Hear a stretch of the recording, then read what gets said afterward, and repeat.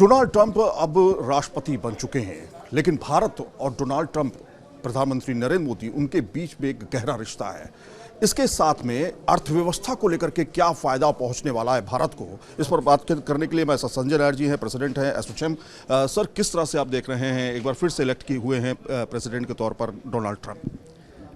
I think पहली बात तो यह है that just shows the power of democracy and such a clear mandate, and he will be sworn in as president बनेंगे जनवरी में, just to correct you, but yes, as president elect just shows the power of the democracy and such a clear mandate. And I think America के अपने local issues हैं, global issues, because America is a global player in everything, and I think जो America के लोग हैं उन्होंने एक बहुत क्लियर मैंडेट दिया है, so that's number one. As far as India is concerned, you know, India I think is geopolitically very well position. हमारी जो इस वक्त सीट है in the mix of all the things is very favourable. I think we are a friend of everyone, which is good because we need friends.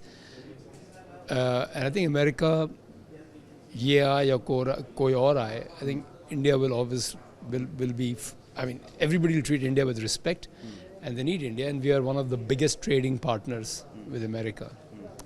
And the last point is कि हमारी economy के लिए we have to look out for ourselves.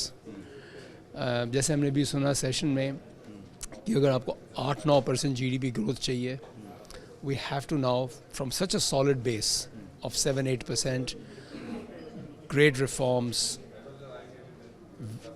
well meaning, बहुत ही मेहनती government, they only I think and do reforms and work, so we have a solid base. But 8-9% जाने के लिए, which is very critical for India, we have to tackle our own issues. Okay, कोई मतलब America इसमें either way हमें ना कोई help होगी ना कुछ, we have to help ourselves, and we have to focus on increasing our FDI, foreign direct investment बढ़ानी पड़ेगी, एक्सपोर्ट्स बढ़ाने पड़ेंगे, मैन्युफैक्चरिंग बढ़ानी पड़ेगी.